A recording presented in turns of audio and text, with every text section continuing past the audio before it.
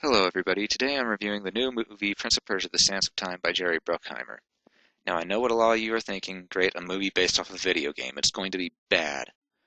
Well, turn your thoughts around, because this movie right here actually broke that curse. It's about bloody time, because have any of you seen Mortal Kombat Annihilation? I mean, Jesus. Anyhow, this movie right off the bat gets a 10 out of 10 from me on the action sequences and the acrobatics, because it turned out perfect. It felt like you were actually watching the prince from the games doing this crazy acrobatic stuff. It was awesome. Anyhow, the main character, Prince Dastan. Yes, Dastan. Sounds way too much like Destin, but hey, it's a Disney movie. What do you expect? Yeah, Prince Dastan is, your average, typical hero-like character, but he still keeps all the attributes from the Prince of Persia games, at least the first one. Now, I'm not sure what they're going to do for the second Prince of Persia movie, Warrior Within.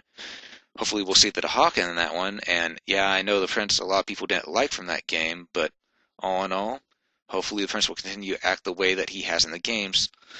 Anyhow, Prince Dastan turned out really well, the character development was great, they had him find the dagger, he learned how to mess with time, all the basics from the game were there, making it a good, solid game movie right there.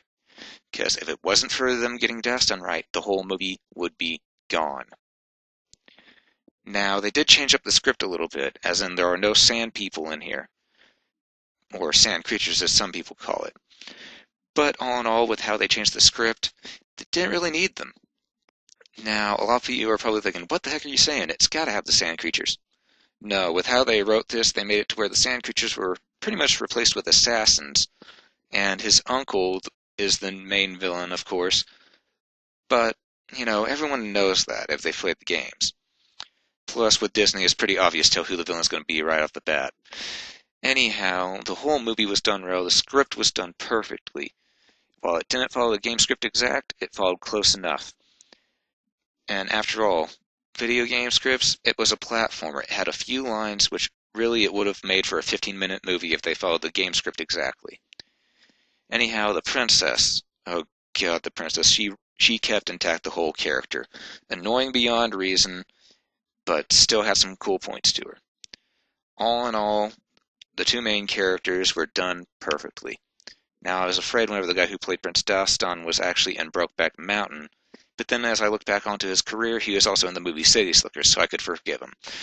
And he also did really well in this movie. He actually got the character and brought the prince to life.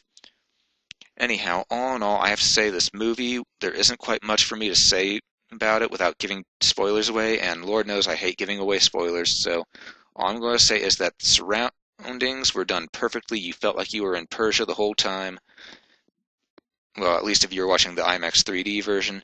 If you were watching the 2D version, it felt like you were watching people who were actually in Persia. Though sometimes the desert made me think of the desert outback in, Australia. Anyhow, movie, it gets a 8 out of 10 for script, gets a 10 out of 10 for action and acrobatics, and for character design and development, they kept strictly to the game, so it gets a 10 out of 10 for me there. So all in all, I give this movie a 9 out of 10. I highly suggest seeing it. Dahaka.